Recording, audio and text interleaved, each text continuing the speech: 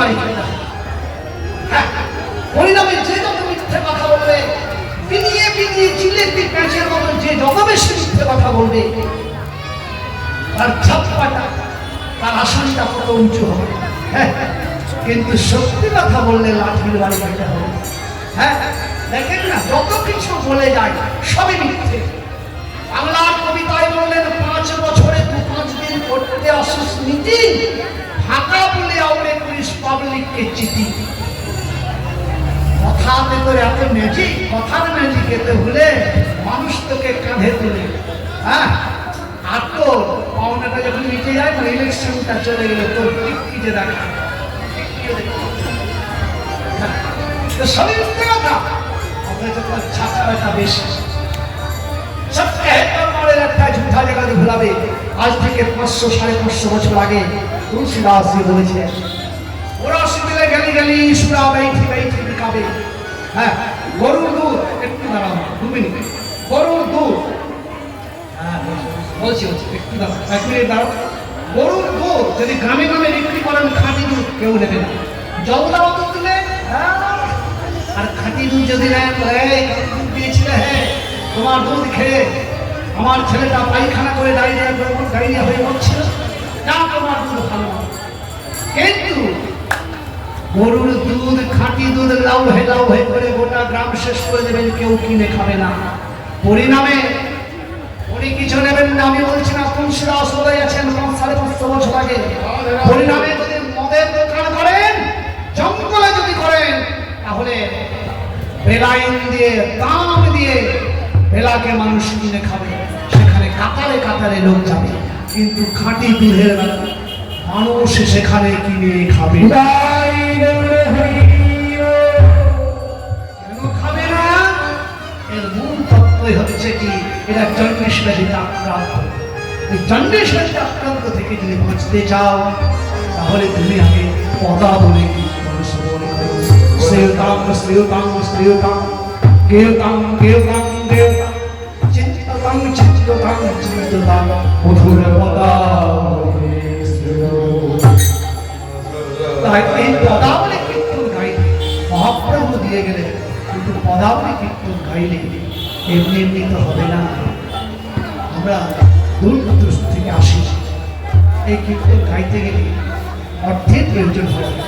তাই মায়েরা আপনাদের দাঁড়ে যাচ্ছে আঁচল পেতে, আপনাদের কাছে ভিক্ষা চাইলে করুণার ভিখারি আমরা, যার যেমন সামর্থ্য আপনারা দিয়ে বাধিত করবেন। এই যজ্ঞ যেন বর্ধিত হয়, বজায় থাকে, আমরা যেন আসতে পারি হরিধ্বনি হরিধ্বনিতে নব বৃন্দাবন।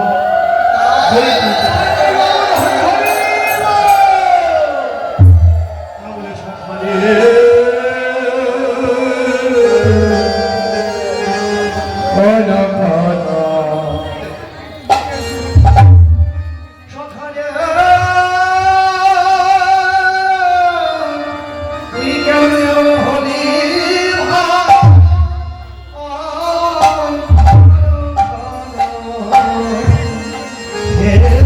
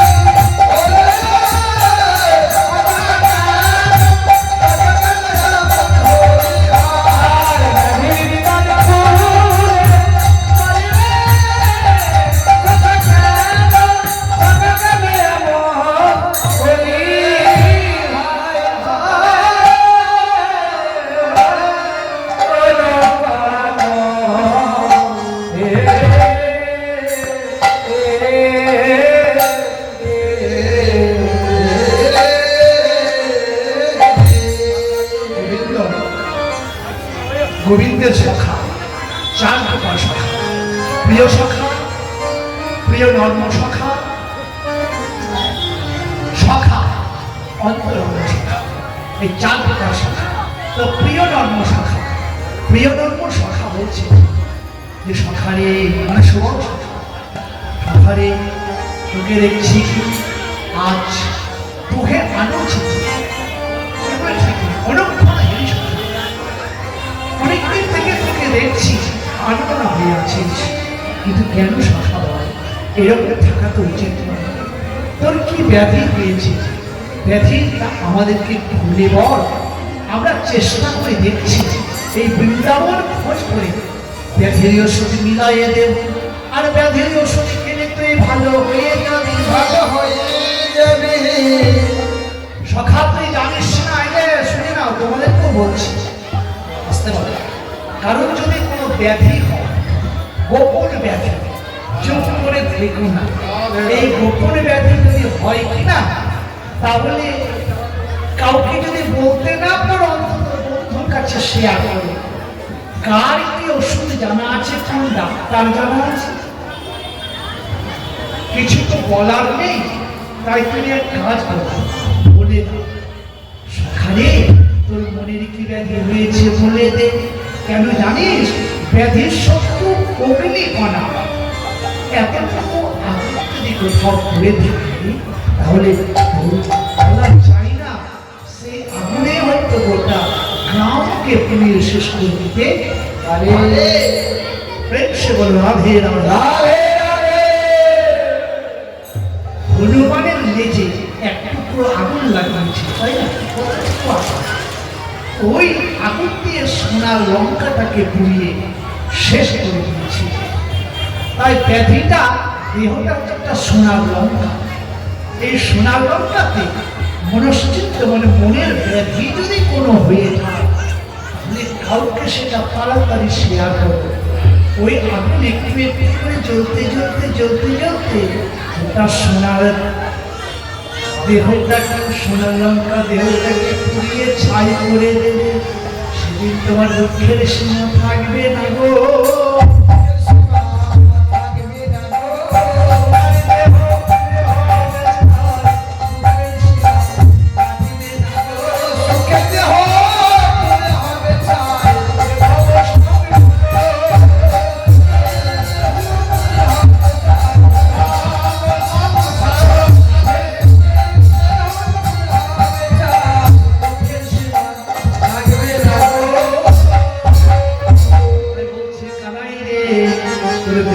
কি হয়েছে আমাকে বল। অলক্ষণ হেরি সখা তো হে আলোচিত, দূরে গেল মুরলী গো।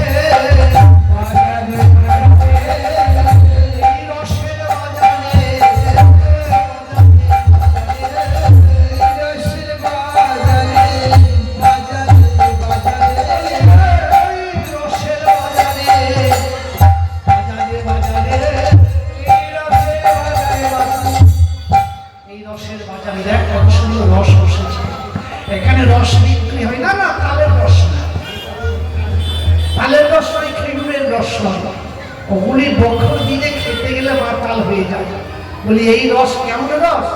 মাতাল হওয়া যায় না? ওই রস যদি খায় তাহলে মাতাল হয়, কিন্তু 24 ঘন্টার মধ্যে মাতালটা ছুটে যায়। যেমন জগাই মালা খেত 80 হারা, কিন্তু নেশাটা ছুটে যেত। কিন্তু এই রসের বাজারের রস যদি খাওয়া যায়, প্রেমের রস, এটা কিনে পাওয়া যায় না? কি বলে কিনে পাওয়া যাবে না? কেন পাওয়া যায়? হ্যাঁ, রস কিনে পাওয়া যায়, প্রেম কিনে পাওয়া যায়। বলি হ্যাঁ, প্রেম কিনে পাওয়া যায়। তো তাহলে আমি 500 টাকা দিয়ে 1 কেজি প্রেম কিনে নেব? বলি না, এটা তুমি ওই সদরঘাটের বাজারে কিনে পাবে, তবে বাজারে পাওয়া যায়, বাজারে পাওয়া যায়, সদরঘাটের বাজারে পাবে না, ওই মঙ্গলবাড়ির বাজারে পাবে না, আরে 420 বাজারে, মালদার কোন বাজারে, তাহলে কোথায় পাবো? তবে বাজারে পাওয়া যাবে, পাওয়া যায় বাজারে। আহা, সাধু গুরুর প্রেমের বাজারে, এই প্রেম পাওয়া যায় বাজারে, সাধুগুরুর প্রেমের বাজারে, পাওয়া যায় বাজারে, সাধু গুরুর এই প্রেম পাওয়া যায় বাজারে, সাধুগুরুর প্রেমের বাজারে। বাজারে পাওয়া যায়, সব বাজারে নয়, যেখানে সাধু গুরু বৈষ্ণবে বসে আছে, এই যে রসের বাজারে বসে আছে, একবার ওই 500 টাকা দিয়ে কিনে পাবে না, 1000 টাকা দিয়েও কিনে পাবে না। এই প্রেমে যদি নিতে চাও তাহলে একবার কৃষ্ণ বলে নাদো রে মন, একেবারে কৃষ্ণ বলে ওরে মন, একেবারে কৃষ্ণ বলে কাঁদো রে মন। একেবারে কৃষ্ণ বলে কাঁদে রে মন।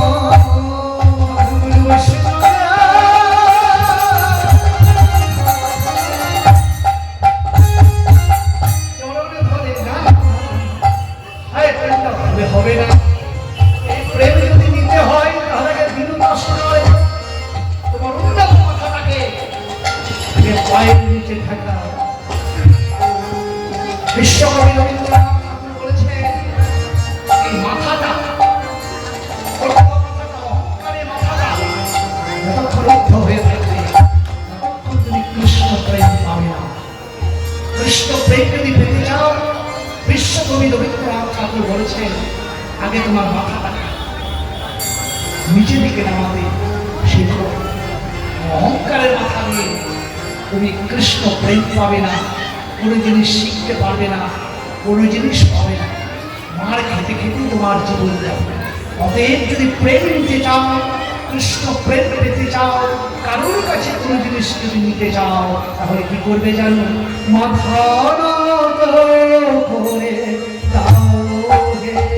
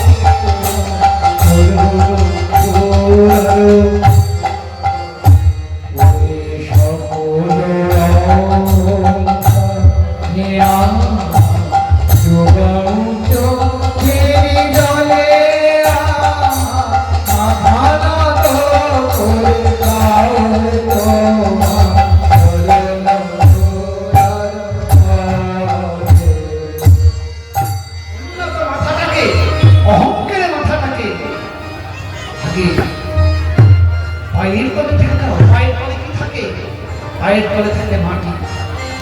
রামকৃষ্ণের যেন তরুণীর সহিষ্ণুতা, নের চাইতে তুমি নিচে হও। অহংকার থাকলে জীবনে কিছু হবে না। হ্যাঁ, লজ্জা ঘৃণা ভয় তিনি থাকতে কৃষ্ণ প্রেম নাহি পাওয়া যায়। আগে মাথাটাকে নিচু করো, নিজের করিতে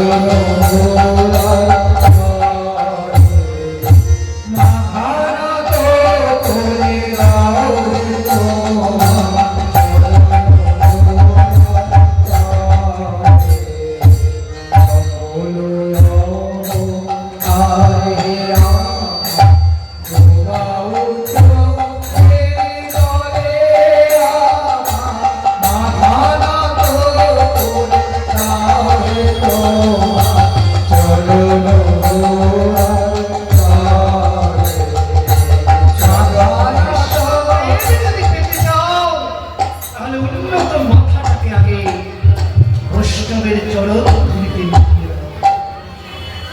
বৈষ্ণবের চরণের কবিতা কিছু লাগে হয় কৃষ্ণ প্রেম ভক্তি করে গুণের কথা সংসারের মায়া না যায়। বিশ্বকবি রবীন্দ্রনাথ ঠাকুর তার নিজের ভাষায় বললেন উন্নত মাথাটাকে আগে বৈষ্ণবের চরণে লুকিয়ে দাও, সাধুগুরু বৈষ্ণবের চরণে লুকিয়ে দাও। এই যে সাধুগুরু বৈষ্ণব বলা তো মুশকিল, এই আসলে কত সাধুগুরু বৈষ্ণব থাকতে পারে আপনি তো জানেন না। জানেন কি বৈষ্ণব চিনিতে না রে দৈবের সাধু দেব তারাও বৈষ্ণব চিনিতে পারেন না। চৈতন্য চৈতন্যকে শ্রীকৃষ্ণ রাস বিরাজ দন্তস্থানে পাঠ করলেন বৈষ্ণব চিনিতে না রে দৈবের সাধু দেব তারাও না বৈষ্ণব চিনতে পারেনি। আমি তো ছাড় বাংলা এমনকি দেবাদিদেব মহাদেব তিনি তো বৈষ্ণবের চিনতে পারেনি। আর বৈষ্ণবের কৃপা বিনা কৃষ্ণপ্রেম পাওয়া যায় না। যতদিন তুমি বৈষ্ণবের কৃপা না পাবে ততদিন তুমি গোবিন্দের চরণে পাবে। তাই তুমি এক কাজ করো, বৈষ্ণবের কৃপা আগে না, বৈষ্ণবের চরণ ধরে তুমি মাথায় রাখো কে বৈষ্ণব কে শুদ্ধ বৈষ্ণব চেনা তো যায় না। আর বলা তো যাবে না যে এই আসরের মধ্যে বৈষ্ণব আছে কিনা। তাই তুমি কি করবে জানো, চরণ ধরে রেখে যাও, যাকে পাবে তার তুমি আগে রাখো, চরণ ধরে রাখো। এই চরণ ধরে রাখতে রাখতে যদি কোনো শুদ্ধ বৈষ্ণবের চরণ ধরে তোমার অঙ্গে রেখে নাও, বলা তো যায় না আসর মধ্যে কে বৈষ্ণব আছে। অতএব বিচার করবে না, কোনো বিচার না করে সবার চরণ ধরে তুমি রাখতে না, অঙ্গে মাখে অঙ্গে মাখতে শুরু করে দাও। মাখতে মাখতে শুদ্ধ বৈষ্ণবের যদি একবার লেগে যায়, দেরি করো না, আগে মাখতে থাকো। যদি বৈষ্ণবের চরণ ধরে তোমাকে লেগে যায় সেদিন কৃষ্ণ পেয়ে যাবে। কৃষ্ণ প্রেম পেয়ে যাবে। বৈষ্ণব হয়ে যাবে, কৃষ্ণ পেয়ে বৈষ্ণব হয়ে যাবে। বৈষ্ণবের চরণ ধরে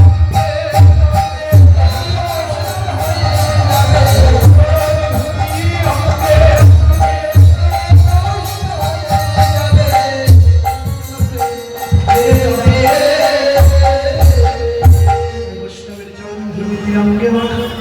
তাই বলছে সুবলকে বলছে, সুবল বলছে স্ত্রী কানাই ওই যে তোর মুখখানা দেখতে পাচ্ছে। বলো বলো মনে মনে কত মনে কানাই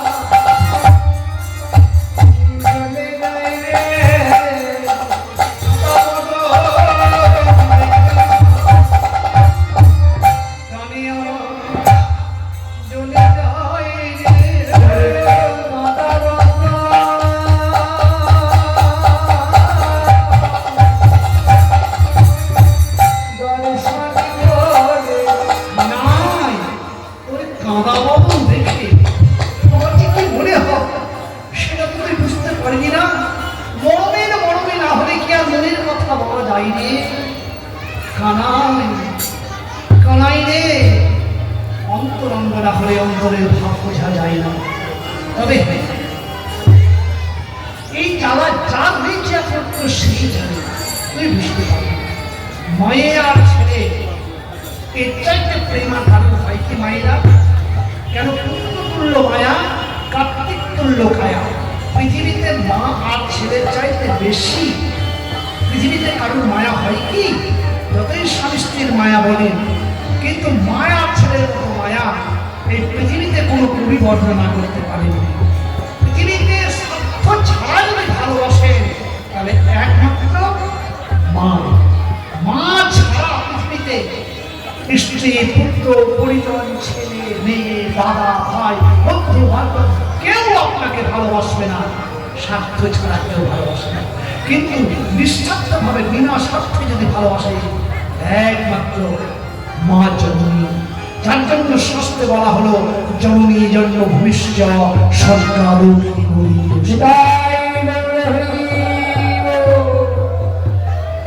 বিনা স্বার্থে যদি ভালোবাসে তাহলে একমাত্র মা। কিন্তু সেই মা যদি ছেলেকে সাপে কামড়ে নেয়, ধরে তীক্ষ্ণ সাপে কামড়িয়েছে চলে যায় করছে মা বাঁচাও, মা বাঁচাও, চলে গেল। মা কাঁদবে, ব্যথা পাবে না, কিন্তু জ্বালাটাকে সে অনুভব করবে কি? যাকে কামড়িয়েছে সেই বিষের জ্বালাটা বুঝবে। যতই প্রেম আর যতই ভালোবাসা একে অপরের জ্বালাটা বোঝা যায় না। ঠিক তেমনই মাইরে আমি যদি ত্রেতা যুগের হনুমান হতাম তাহলে কি করে তবে জানি বিভক্ষ চিনে দেখাইতাম।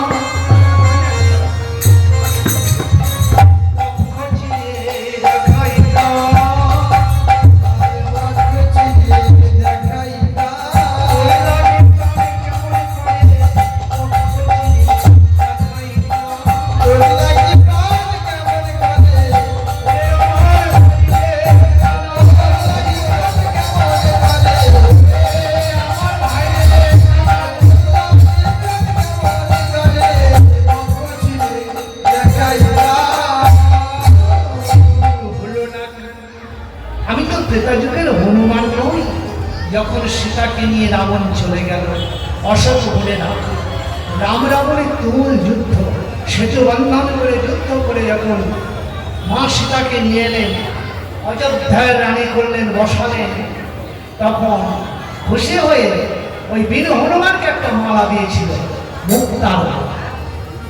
ওই মুক্তার মালাটা নিয়ে হনুমান দেখছে, বড় বড় চোখ করে দেখছে, আমাকে মালা দিয়েছে। মাথায় ঠেকালো, মাথায় ঠেকিয়ে জড়িয়ে ধরেছে। তারপরে বড় বড় চোখ করে দেখছে, সুখ হচ্ছে না কেন, সুখ হচ্ছে না কেন, কিসের মালা? দেখছে তো মুক্তার মালা। নাকে নিয়ে শুকে দেখলো, আগে চোখ দিয়ে দেখলো, নাক দিয়ে শুকে দেখলো, তারপরে কানে ঝনঝন করে বাজিয়ে দেখলো, তারপরে একটা একটা করে দাঁত দিয়ে কেটে মুক্তার মালাটাকে ফেলে দিল। তখন এসে বলছে, এই যে তুমি যদি হনুমান না হতে এক্ষুনি তুই দিয়ে তোমার মাথা থেকে ঘর থেকে আবার রাখলে। কেন লক্ষণ করবো? কি অপরাধ? মা সীতা দেবীর বাবা মরার অপমান করলে মনের মনোত্ব একটা দাঁত দিয়ে কেটে কি পেলে? ও এই জন্য বলছো লক্ষণ আমাকে ক্রুদ্ধ হয়েছ? তুমি শুনো সীতা মা, শোনো লক্ষণ। প্রভু লক্ষণ, আমি প্রথমে মালাটা নিলাম, যখন সীতা দেবী মালাটা আমাকে দিলাম, আমি ভাবলাম সীতা দেবী দেওয়ার মালা নিশ্চয়ই ভাগ্যবান আমি, তাই মালা দিয়েছি। তাই মাথায় নিয়ে আগে নাচলাম, প্রণাম করলাম, তারপর বুকে ঠেকালাম। দেখছি তো সুখ লাগছে না। কেন সুখ লাগছে না? বড় বড় চোখ করে দেখলাম, কোথাও রাম নাম লেখায় আছে কিনা, সীতারাম অঙ্কিত আছে কিনা লিখিত। তখন ভাবলাম যে না থাকে রাম নামের গন্ধ আছে, সীতা দেবী দেওয়ার মালা। তাই ওই মালাটা সুখে দেখলাম হিমা চোখে তো দেখতে পেলাম না, সুখে দেখি তো শুধু অহংকারের গন্ধ। এতে রাম নামের কিঞ্চিত গন্ধ না, ভাবলাম ভেতরে আছে, চেটেও দেখলাম স্বাদ লাগে না, তাই একটা একটা করে কেটে দেখলাম যদি ভেতরে থাকে। দেখেছেন সিদ্ধান্ত কি সিদ্ধান্ত নিয়ে এসেছে, একটা একটা করে কেটে দেখলাম না, রাম নাম তো লেখা নাই, রাম নামের তো ছবি নাই, কিন্তু দেখলাম শুধু অহংকার দিয়ে পরিপূর্ণ সীতা দেবীর কথা।